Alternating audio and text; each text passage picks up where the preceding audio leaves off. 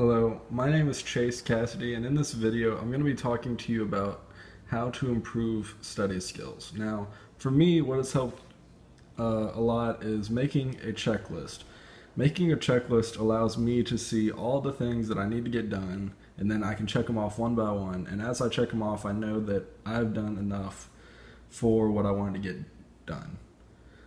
And that helps a lot because I'm a really visual person. So I think seeing the things done and seeing that they have been checked is really useful. And seeing that things are not checked really throws up a flag saying, hey, that needs to be done still. That's on the list and it should be checked by the end of the day.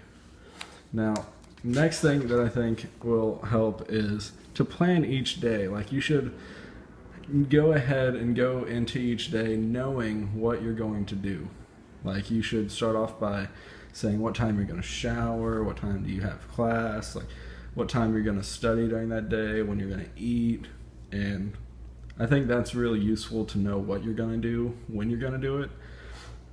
And that's why I think planning your day is really useful for helping your study skills, because seeing a specific time that you have set aside for studying really gets you in the mindset of, okay, it's time to study, because you've already planned it and that's on your schedule.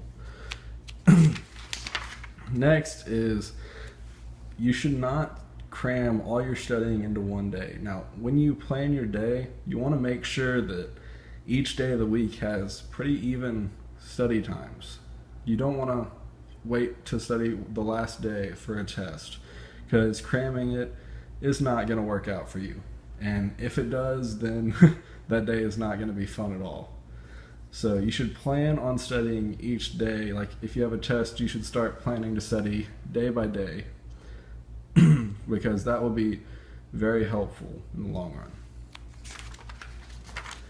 Now, with each study session you schedule, and you should set goals. Like, one goal would be to make sure I know all the math problems that are going to be on the test, or make sure I know how to do something or memorize certain things that are going to be on other types of tests.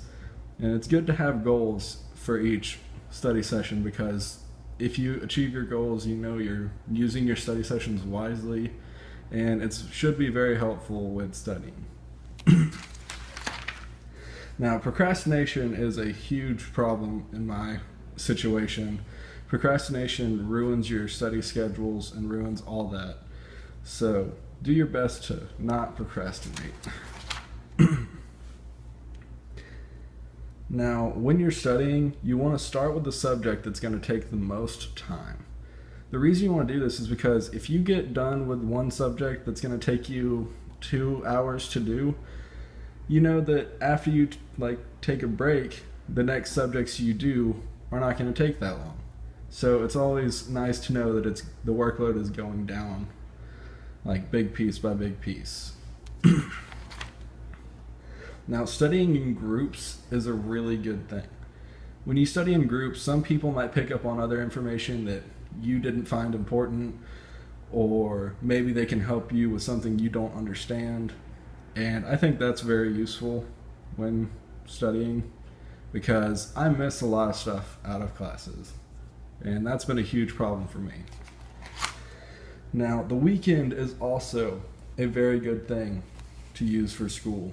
You should not just plan for partying and having fun over the weekends. If you have a test that upcoming Monday or Tuesday, plan some parts of your days on the weekends to study, because that'll be really useful. Now, here is an example of taking good notes. This is the Cornell University's system. Now, they say to have a little space to the left for keywords, and then your notes go on the right in paragraph form. And then at the end of the class, you put your summary at the bottom. Now, you should record your notes during the class, make questions after the class, and then recite, reflect, and review your notes. Now, to improve your note-taking skills, you should organize your notes, you should make your notes clear, and you should also compare your notes with other students' notes, because if you can make better notes, you're reciting more information, and it's going to end off better for you. And that's a really good thing when studying, because that'll help a lot. And that's it. Thank you for watching.